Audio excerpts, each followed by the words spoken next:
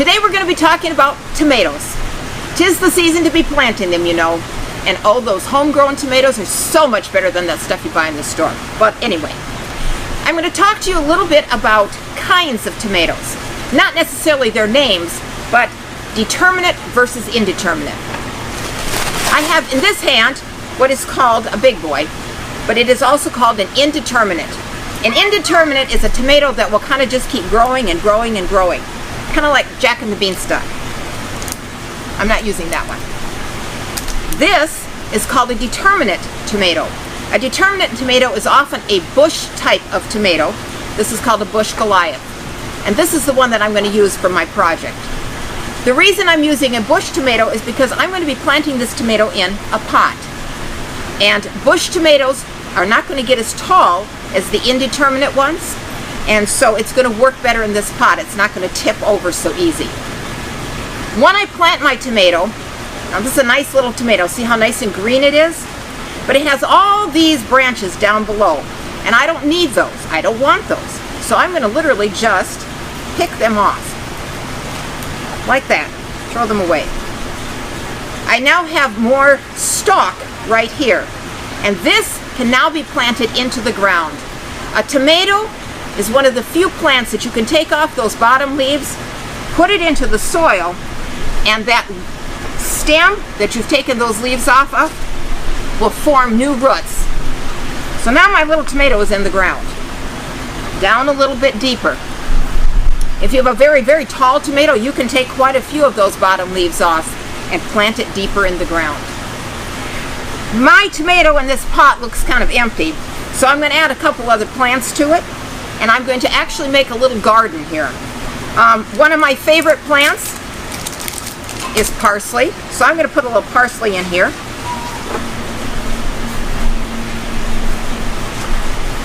And I'm going to use a little basil. And then I have some oregano. I'm going to put that in the front. It's a little bit shorter plant. Along with my tomato, I have these herbs. And these herbs are what you would use if you were going to use your tomato to make, for instance, spaghetti sauce. And you could use all of those herbs in your spaghetti sauce. Fresh herbs, fresh tomatoes. Oh, delightful. This is Jane at Green Side Up. We carry all these plants. I hope to see you, and I'd be happy to help you with planting your gardens.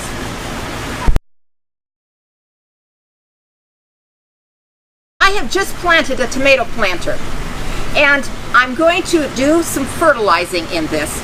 I'm using Osmocote, which is this product right here. It is a long-acting fertilizer. When I sprinkle this on, I have these, I don't know if you can see them, these tiny little pellets. And they release a fertilizer into the soil every time it is watered. This is good so that every time you water this plant, it's going to be getting something to eat. Tomatoes are big eaters, and so it's very important that I keep my tomato plant fertilized and, well, you know, fed. I have a couple other different products here that can be used for tomatoes. Both of them are very good. You use them according to the directions, always according to the directions, and they will feed different nutrients into your plants. One of the main things I want to say also is whether it's a tomato or a flower, a perennial, annual, whatever it is, especially plants that are in pots, you need to make sure that they are on a regular fertilizer diet. You are the only one giving them nutrients. Every time it rains or you water, nutrients are washed out. And if you don't replenish those nutrients, pretty soon your plants are going to start to look yellow and sickly, and they're just not going to be as nice as they could be. This is Jane at Green Side Up. If you have any questions about any types of fertilizers or what kinds of fertilizers, how much to put into your plants, please contact us here. We'd be happy to help you.